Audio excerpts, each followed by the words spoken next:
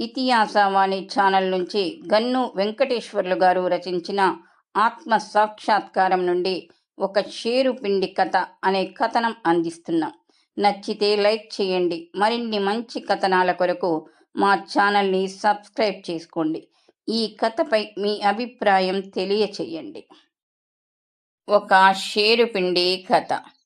కురుక్షేత్ర సంగ్రామం పూర్తయిన తర్వాత విజయం సాధించిన యుధిష్ఠిరుడు ఒక అశ్వమేధ యాగం చేశాడు.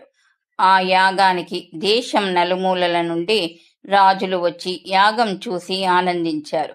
యాగం మహావైభవంగా జరిగింది. అష్టదిక్కుల నుండి అనేక మంది బ్రాహ్మణులు వచ్చి ఆ యాగంలో పాల్గొన్నారు. బ్రాహ్మణులకు, పేదలకు, దిక్కులేని వారికి దానాలు జరిగాయి. సంతర్పణలు సాగాయి. శాస్త్రాలలో చెప్పిన ప్రకారంగా అన్ని విధాలా చక్కగా జరిగింది యాగం. ఆ సమయంలో ఎక్కడి నుంచి వచ్చిందో ఒక ముంగీస వచ్చింది. తటాలున వచ్చి యాగశాలలో ప్రవేశించింది. సభ మధ్యలో నిలిచి ధైర్యంగా అందరిని చూసి పెద్దగా నవ్వడం ప్రారంభించింది. మనిషిలాగా ఒక ప్రాణి ఇలా నవ్వడం చూసి అందరూ ఆశ్చర్యపోయారు. ఇదేదో యాగం ధ్వంసం చేయడానికి వచ్చిన పిచాచమో భూతమో అని యాగ కార్యాలన్నీ పూర్తి చేసి కూర్చున్న ఋత్వికులు ఆందోళన చెందారు.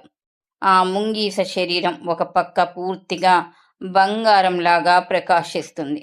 నానా దేశాల నుండి వచ్చిన రాజులను, విభిన్న ప్రాంతాల నుండి వచ్చిన బ్రాహ్మణులను చూసి ఆ ముంగీస మానవ భాషలో ఇలా మాట్లాడసాగింది. రాజాదిరాజులారా, ఈ యాగం గొప్ప వైభవంగా జరిగిందని మీరు మురిసిపోతున్నారు. కానీ ఒకానొక కాలంలో కురుక్షేత్రంలో నివసించిన ఒక బ్రాహ్మణుడు ఒక సేరు పిండి దానం చేశాడు. ఆ దానం చేసిన ధర్మఫలానికి మీ యాగం మొత్తం కూడా సాటిరాదు. మీరు అశ్వమేధాది యాగాలు చేసి అన్ని సొత్తులు దానంగా ఇచ్చినా దాంతో తులతూగలేదు. ఈ మాత్రం దానికి ఈ యాగం గురించి మీరందరూ అనవసరంగా ఎందుకింత గర్వపడుతున్నారు అని అడిగింది ఆ ముంగీస. ఈ విధంగా అడిగిన ప్రశ్నకు బదులు చెప్పలేక సభ వారంతా ఆశ్చర్యపోయారు. యాగం చేసిన బ్రాహ్మణులు ఆ ముంగీసను చూసి, సాధువులు కూడి ఉన్న ఈ యాగసభకు నువ్వు ఎక్కడి నుంచి వచ్చావు?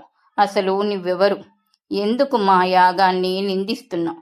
శాస్త్ర ప్రకారం ఏదీ తప్పకుండా అన్ని సామాగ్రులు తెచ్చి క్రమాన్ని అనుసరించి నడిపిన అశ్వమేధ యాగంలో నువ్వు తప్పులెన్నడం సరిగ్గా లేదు. యాగానికి వచ్చిన వారందరికీ తగిన పద్ధతిలో పూజలు జరిగాయి. గౌరవ మర్యాదలకు ఏ లోటు లేదు. అందరికీ తృప్తి కలిగేటట్లు దాన ధర్మాలు జరిగాయి. మంత్రతంత్రాలు కొనసాగాయి. అగ్నిలో ఆవిసులిచ్చి యథావిధిగా హోమం జరిగింది. 4 వర్ణాలకు చెందిన నానా జాతుల వారు ఎంతో సంతృప్తి చెందారు. మరి నువ్వెందుకు ఇలా అంటున్నావు? మాకు విషయం సవిస్తారంగా చెప్పవలసి ఉంటుంది. లేనిచో సరైన శిక్షకు పాత్రురాలవు కాగలవు అన్నారు. అది విని ముంగీస మళ్ళీ నవ్వుతూ ఆక్షేపణగా ఈ విధంగా చెప్పింది. బ్రాహ్మణోత్తములారా, నేను చెప్పే మాటల్లో పొరపాటు లేదు. మీరన్నా, మీ ధర్మరాజన్నా నాకు అసూయ లేదు. కానీ కురుక్షేత్రంలో నివసించియున్న ఒక పేద బ్రాహ్మణుడు చేసిన దానంతో ఈ యాగం సరి సమానం కాదని నేను చెప్పింది మాత్రం అక్షరాలా నిజం, ముమ్మాటికి నిజం. ఆ బ్రాహ్మణుడు చేసిన దాన ఫలితంగా అతడు తన భార్యతో, కొడుకుతో, కోడలితో స్వర్గలోకం చేరుకున్నాడు.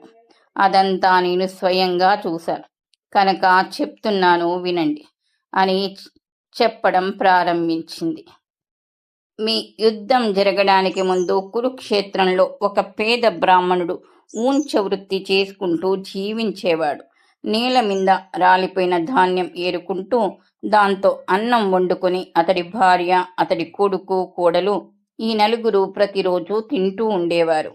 ప్రతిరోజు మధ్యాహ్నం అనగా 1:30 అందరూ కలిసి కూర్చొని భోజనం చేసేవారు. ఒక్కో రోజు కావాల్సిన ధాన్యం దొరికేది కాదు. ఆనాటికి వారందరూ పస్తే. మర్నాటి మధ్యాహ్నమే తిరిగి అందరికీ భోజనం. అంతేకాని ఒకనాడు తెచ్చింది మరునాటి వరకు దాచుకునేవారు కాదు. అది వారి వ్రతం. ఈ విధంగా వ్రతం పట్టి నడుపుకుంటూ వస్తూ ఉండగా ఒకప్పుడు వర్షం లేక దేశంలో పంటలు పండలేదు. పెద్ద కరువు వచ్చింది. ఎక్కడ చూసినా జనం తిండి లేక అల్లాడిపోతున్నారు. వర్షం లేని కారణం వల్ల వ్యవసాయమే నిలిచిపోయింది. పంట వెయ్యడమే లేకపోవడం వల్ల పొలాలన్నీ బీళ్లు అయ్యాయి. ధాన్యం గింజ దొరకడం లేదు. ఆ బ్రాహ్మణ కుటుంబం ఎన్నో రోజులు ఏవి దొరికితే అవి తింటూ ఉండవలసి వచ్చింది. బిచ్చమెత్తుకున్నా ఏమీ దొరికేది కాదు. ఒక్కొక్క నాడు కేవలం మంచినీళ్లు పుచ్చుకొని అలాగే ఉండిపోవలసి వచ్చేది. ఒకనాడు ఎర్రని ఎండలో తిరిగి తిరిగి అలసిపోయిన ఆ బ్రాహ్మణుడు ఎట్టకేలకు ఒక సేరు జొన్నలు సంపాదించుకుని ఇల్లు చేరాడు. ఆ సేరు జొన్నలు పిండి చేసుకొని ఆ పిండి ఇంట్లో నలుగురు సమానంగా పంచుకొని తిందామనుకున్నారు. జపతపాదులు ముగించుకొని దేవుణ్ణి ధ్యానించుకొని ఆనందంగా ఆరగించాలనే ఆశతో కూర్చున్నారు. సరిగ్గా ఆ సమయానికి ఒక బ్రాహ్మణుడు ఎండలో తిరిగి తిరిగి ఆకలితో అక్కడికి వచ్చాడు. అతిథి ఎవరో వచ్చారని ఇంటి బ్రాహ్మణుడు ఎదురు వెళ్ళి ఆయన్ను లోపలికి రమ్మని తీసుకువచ్చాడు. కలంకం లేని ఆ బ్రాహ్మణ అతిథికి తను, తన కొడుకు, తన భార్య, తన కోడలు కలిసి సంతోషంగా ఉపచారం చేశారు. బ్రాహ్మణోత్తమ, నేను పేదవాణ్ణి. అది మీరేమీ పట్టించుకోకుండా నేను పెట్టింది ఆరగించి నన్ను ధన్యుణ్ణి చెయ్యండి అని చెప్పి గృహ యజమాని తన భాగం జొన్నపిండి ఆయనకు పెట్టాడు. అది ఆ బ్రాహ్మణుడు భుజించాడు. కానీ దాంతో అతడి ఆకలి తీరలేదు. పెట్టిన పిండితో తృప్తి పడక ఆకలికి నకనకలాడుతున్న ముఖంతో బ్రాహ్మణుడి వంక చూశాడు. ఆ బ్రాహ్మణుడికి ఏమీ చెయ్యడానికి పాలుపోక భార్య వంక చూశాడు.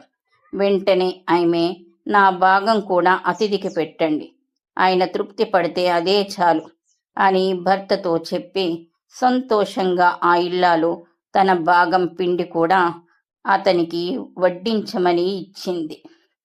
సాధ్వి, చీమలు, ఈగలు కూడా సంపాదించి తెచ్చి తమ భార్యలకు పెట్టి పోషిస్తాయి. అలాంటప్పుడు నేను నిన్ను పోషించలేని స్థితిలో ఉన్నానంటే ఏమనాలి? అది చాలక నీకున్న తిండి లేకుండా చేసి నిన్ను ఆకలి మంటలకు బలి చేసి నువ్వు లేకుండా చేసుకుంటే నాకేం లాభం? భార్య పొట్టగొట్టి అతిథి పూజ చేయడం వల్ల నాకేం ప్రయోజనం అని చెప్పాడు బ్రాహ్మణుడు. కానీ భార్య ఒప్పుకోలేదు.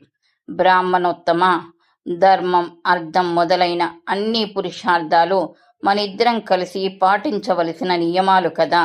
మీరు మీ ధర్మం నిర్వహించండి.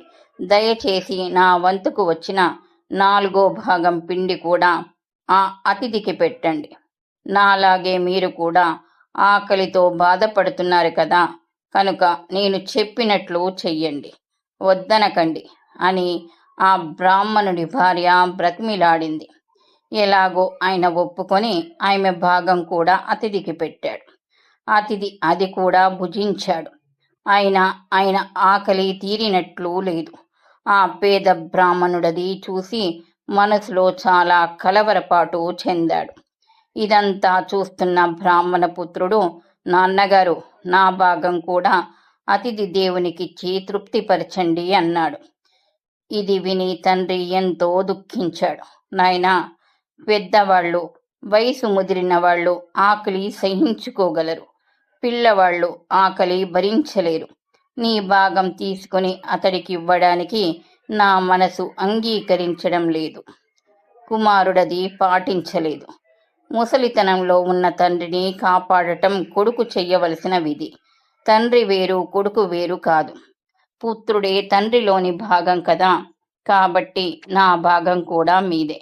మీరు నా భాగం పిండి తీసుకొని ఆకలి తీరకుండా ఉన్న అతిథికి పెట్టి తృప్తిపరచండి అన్నాడు కుమారుడు. అబ్బాయి, గుణశీలాల్లోనూ ఇంద్రియ నిగ్రహంలోనూ అన్ని విధాలా నిన్ను చూసి గర్వపడేటట్లు నువ్వు నడుచుకున్నావు. నాయనా, నీ ప్రవర్తన నాకెంతో నచ్చింది. నీకెప్పుడు దేవుడు మేలు చెయ్యాలి. చివరకు నీ భాగం కూడా తీసుకుంటున్నాను అని చెప్పి ఆ బ్రాహ్మణుడు కుమారుడి భాగం పిండి తీసుకుని సంతోషంగా అది కూడా అతిథికిచ్చాడు. అతిథి అది కూడా తిన్నాడు, కానీ ఇంకా తృప్తి కానట్టే కనిపించాడు. ఉంచవృత్తి బ్రాహ్మణుడికి ఎంతో అవమానంగా ఉంది. ఏం చెయ్యడానికి కూడా పాలుపోవడం లేదు. అప్పుడు అతడి కోడలు చూసి, మామగారు, నా భాగం కూడా సంతోషపూర్వకంగా ఇస్తాను, తీసుకొని అది కూడా అతిథికే పెట్టండి. మీ ఆశీర్వాదం వల్ల నాకు అక్షయమైన సంపదలు కలుగుతాయి అని చెప్పింది. అది విని మామగారు, కోడలా, ఏనాడు తప్పు చెయ్యని తల్లివి. నిన్ను ఆకలితో మార్చి నీకున్న భాగాన్ని తీసుకొని అది కూడా అతిథికి పెట్టినట్లయితే ధర్మం తప్పినట్లే కదా. అమ్మాయి, నువ్వు చిన్నదానివి. నువ్వు ఆకలితో అలమటించిపోతుంటే నేను చూసి ఎలా ఊరుకోను అన్నాడు. కానీ కోడలు అంతటితో విడిచిపెట్టలేదు. స్వామి, మీరు నా ప్రభువుకు ప్రభువులు, గురువుకు గురువులు, దైవానికి దైవం. నా భాగం పిండి కూడా తీసుకుని ఆ అతిథికి పెట్టండి. ఈ శరీరం ఉంది గురునాథుల సేవ కోసమే కదా. మీరు నాకు మంచి గతులు కలిగేటట్లు చెయ్యండి. నా భాగం పిండి కూడా తీసుకోమని వేడుకుంటున్నాను అని కోడలు బ్రతిమిలాడి మామగారిని ఒప్పించింది. ఆ బ్రాహ్మణుడు, బిడ్డ, నువ్వు ప్రతివ్రతవు, నీకు సకల భాగ్యాలు కలుగుతాయి అని ఆశీర్వదించి ఆమె భాగం పిండి కూడా అతిథికి వడ్డిచ్చాడు. అది కూడా భుజించిన తర్వాత అతిథిగా వచ్చిన బ్రాహ్మణుని ఆకలి తీరింది, తృప్తి కలిగింది.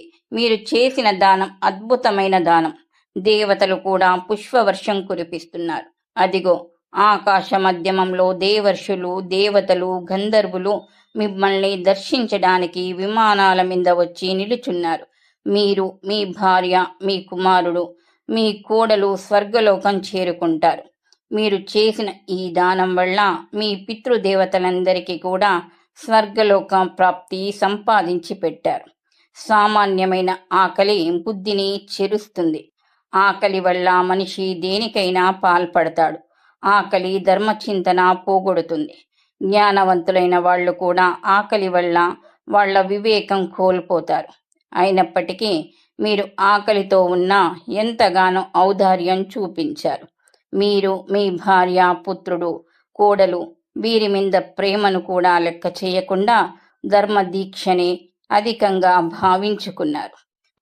అనేక రాజసూయాలు, అశ్వమేధ యాగాలు చేసిన ఫలం కూడా మీరు చేసిన ఈ ఒక్క దాన ఫలానికి సరిరావు. అదిగో, మీకోసం దివ్య విమానం వచ్చి కాచుకుంది. వెళ్ళి ఎక్కండి, స్వర్గానికి పయనం కండి అని చెప్పి ఆ అతిథిగా వచ్చిన బ్రాహ్మణుడు అంతర్ధానమైపోయాడు. ఈ విధంగా ఆ ఊంచవృత్తి బ్రాహ్మణుడి కథ చెప్పి ఆ ముంగీస ఇంకా ఇలా అంది. ఆ బ్రాహ్మణుడు జొన్నపిండి పెట్టిన స్థలానికి చేరువగా ఉన్న కారణం చేత ఆ వాసన వల్ల నా తల అంతా బంగారం అయిపోయింది. అప్పుడు నేను ఆ పిండి పెట్టిన చోటికి వెళ్ళి అక్కడ పొర్లాడాను. ఆ పిండి తగిలిన చోటల్లా నా ఒళ్ళు బంగారం అయిపోయింది. అలా నా శరీరంలో సొగభాగం బంగారమైంది. తక్కిన సుగం కూడా బంగారం కావాలన్న కోరికతో అనేక యాగశాలలో పొర్లి వచ్చాను. కానీ ఎక్కడా నా ఒళ్ళు బంగారం కాలేదు. అలాగే ఇక్కడికి వచ్చాను, కానీ ఇక్కడ కూడా అంతే. అందుచేతనే యుధిష్ఠిరుడు చేసిన ఈ గొప్ప అశ్వమేధ యాగం ఒక సేరు జొన్నపిండి దానం చేసిన ఆ బ్రాహ్మణుడి దానఫలంతో సరికాదని చెప్పాను అని పలికి ఆ ముంగీస మాయమైపోయింది. తర్వాయి భాగంలో యమ నచికేతుల సంవాదం.